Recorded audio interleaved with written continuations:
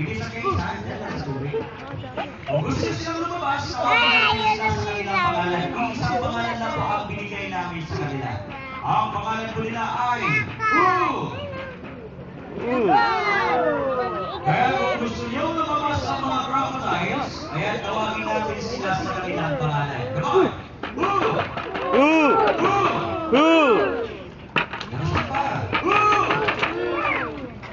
Ito, naglalabasan na. Ay, ganyan na po kasimple, pinakain namin yung mga crocodiles. Mga buhay yan, nasa yan na 5 to 6 years of age. Ayan ay ang mga saltwater crocodiles at sa Philippine freshwater crocodiles dahil dito mismo sa mga crocodile park. Why? Kaya tayo na ang klaseng buhay ang makikita ang tinatawag na saltwater crocodile at sa Philippine freshwater crocodile. Okay. Tawagin pa natin ulit ang mga buhay. Come on! Okay. Yes, Mamaya-maya po, tatawag tayo ng isa sa mga teachers ninyo para makakasulit din natin sa loob.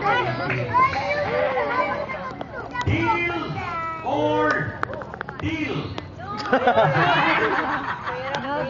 Para mga buhay po, kaya nyo po hanggang 18 miles per hour in just a short burst pag nasa land area na po siya.